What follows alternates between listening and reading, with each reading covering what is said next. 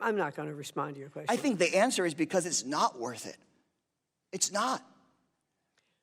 If you got $3.2 billion or $5 billion or $10 billion, going off the premise that there's going to be health care that is going to be removed from these children, I'm not sure that is a correct premise. So every single organization that's looked at this bill knows that millions of people will lose their health care. The latest estimate is at least 11 million people and families, because you wouldn't get the enormous savings that the Republican majority on this committee is looking for unless you kick those millions of people off of their health care. So how can we educate our kids if they don't have a roof over their heads, if they can't see a doctor, if they don't have food assistance? So I'll ask you, do you think it's right for kids to not have food to eat at home before they go to class in order to make sure that a billionaire that doesn't even know how many more millions of dollars they're going to get could just get a few million more?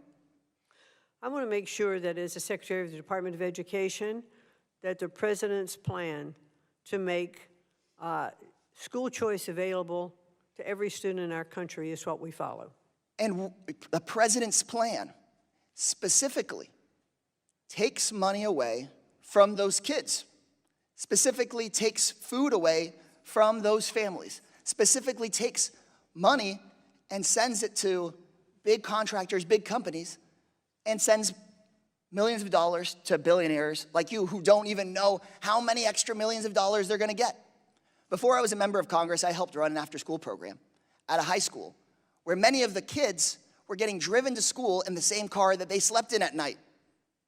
They didn't have food. Many of them couldn't see a doctor. They struggled in class. We should be passing a bill to make sure that they've got a decent classroom experience, a roof over their head, food, and health care, not a bill that just funnels who knows, in your opinion, how many millions of dollars to billionaires like those in President Trump's cabinet. Gentleman's time has expired. I now recognize the gentleman from Missouri, Mr. Under. Thank you, Mr. Chairman. And thank you, Secretary McMahon, so much for taking the time to come to testify before us today. First of all, I'd like to apologize for the contemptible way that my Democrat colleague treated you.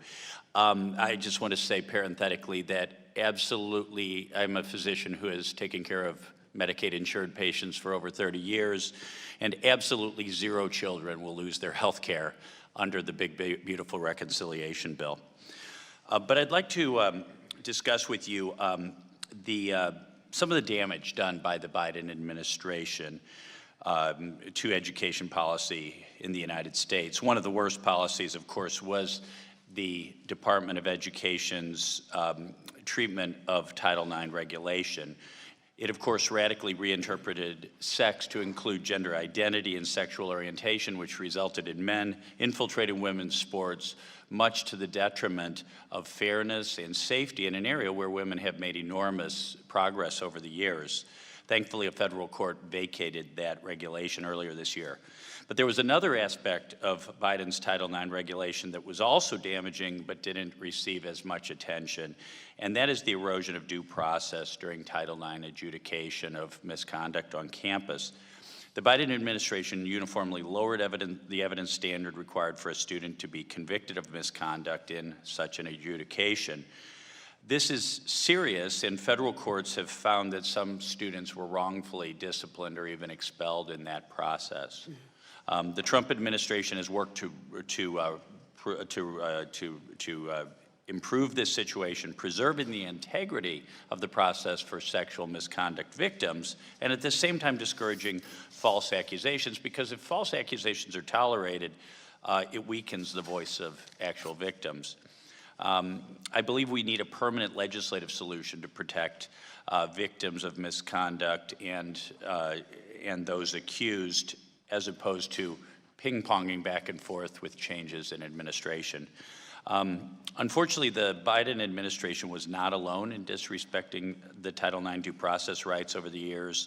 After a Title IX adjudication that occurred after Oberlin College changed its school's procedures, the Sixth Circuit of the U.S. Court of Appeals strongly reprimanded the college, noting that In this country, we determine guilt or innocence individually rather than collectively based on one's identification with some demographic group, and concluded the institution's expulsion of a student was arguably inexplicable. A similar case out of Purdue University, where the university refused to allow the accused to see the evidence against him.